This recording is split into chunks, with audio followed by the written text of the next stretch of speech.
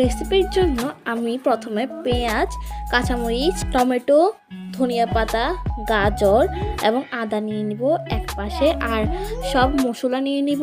মশলার মধ্যে হচ্ছে মরিচ, হলুদের গুঁড়া, জিরার গুঁড়া এবং লবণ। তো আমি আগে থেকে আলু সিদ্ধ করে নিয়েছি, তো ওটার মধ্যে আমি সব মশলা দিয়ে মেখে ফেলবো। মেখে নেওয়ার শেষে আমি যে প্রথমে সবগুলো সবজি কেটে নিয়েছিলাম, তো ওগুলো এখন আমি এটার মধ্যে দিয়ে দেব।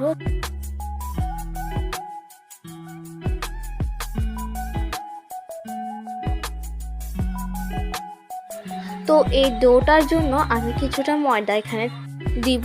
তারপর ভালো করে মেখে কিছুটা পরিমাণ জল দিয়ে মেখে নেব। তো মেখে নেওয়ার পর এটা ডো হয়ে গেছে। তো কিছুক্ষণের জন্য এটা আমি এক পাশে রেখে দেব। তারপর একটা কালো কুচকুচে কড়াইয়ের মধ্যে আমি এগুলো একটা একটা করে ছেড়ে দিব। তো এগুলো আস্তে আস্তে লাল লাল করে ভেজে নেব। তো কমপ্লিট আমার পাকোড়া।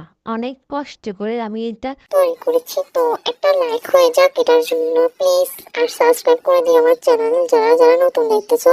এটা তোমরা বাড়িতে বানিয়ে খেতে পারো। তো অনেক মজা হয়েছে সত্যি বলতে এটা। তো এটা আমি ফার্স্ট তৈরি করেছি, এরপর আমি তোমাদের সাথে এটা শেয়ার করেছি। তবে এটা খেতে সত্যিই খুব মজা হয়েছে।